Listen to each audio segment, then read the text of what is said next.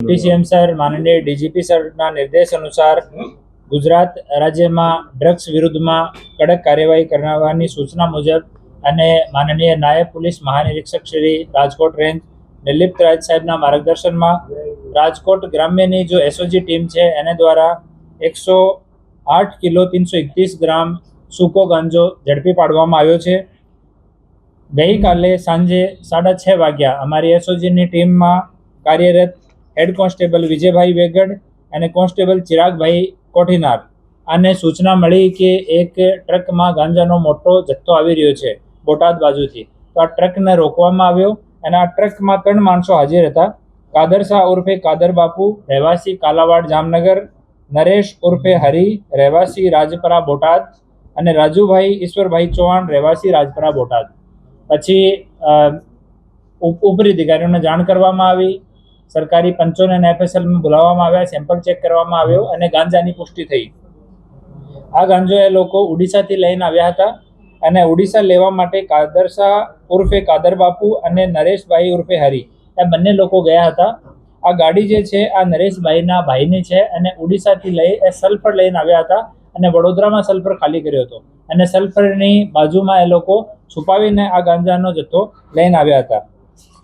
આ જો કાર્યવાહી થઈ છે એમાં અમારા એસઓજીના PI Shri Fatehsinh Pargi, PSI Shri GJ Jhala, PSI PB Mishra અને અમારી એસઓજીની ટીમ આ કાર્યવાહી કરી છે। હાલ 3 આરોપી અટક કરવામાં આવ્યા છીએ અને જો જથ્થો મંગાવનાર છે એ લોકો મોહમ્મદ રફીક અશરફભાઈ લોધી રહેવાસી કાલાવાડ, અબ્દુલ લતીફ ઓસમાણભાઈ સમા રહેવાસી કાલાવાડ એ બંને મંગાવનાર છે અને ઓડિશાથી મોકલનાર અલેખા સને વિષ્ણુ વહેરા અદનીગઢ પૂર્ણા કટક ઓડિશાનો રહેવાસી છે।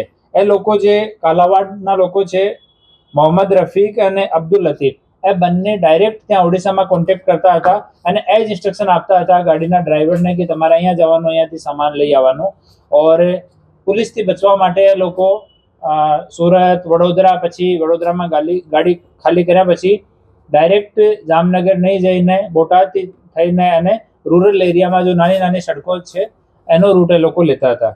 તો હાલ 108 કિલો અને 331 ગ્રામ ગાંજો જેની કિંમત 54,16,550 રૂપિયા, એની સાથે એક માલવાહક ટ્રક જેની કિંમત 30 લાખ રૂપિયા અને મોબાઈલના 3 નગ, આમ કુલ મળીને 84,31,550 રૂપિયાનો આ કુલ મુદ્દામાલ કબજે કરવામાં આવ્યો છે।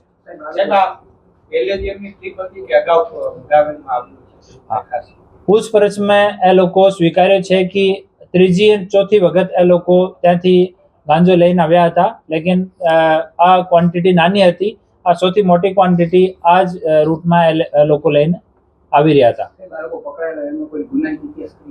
જો પકડાય છે એનો ગુનાહિત ઇતિહાસ નથી, જો વોન્ટેડ આરોપીઓ છે એના ગુનાહિત ઇતિહાસની અમે લોકો તપાસ કરી રહ્યા છીએ।